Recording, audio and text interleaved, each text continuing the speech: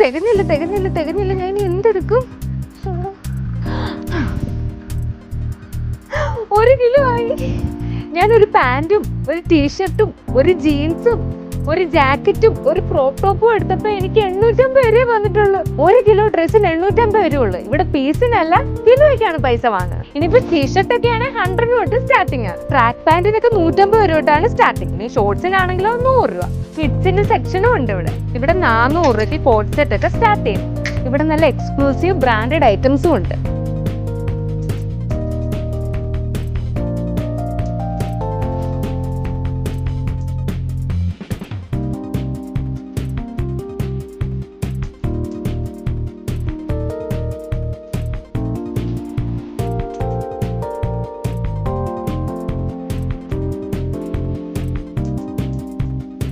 Location വരുന്നത് പള്ളുരുത്തി വെളി Aditya book സ്റ്റോറിന്റെ തൊട്ടിപ്പുറത്ത്.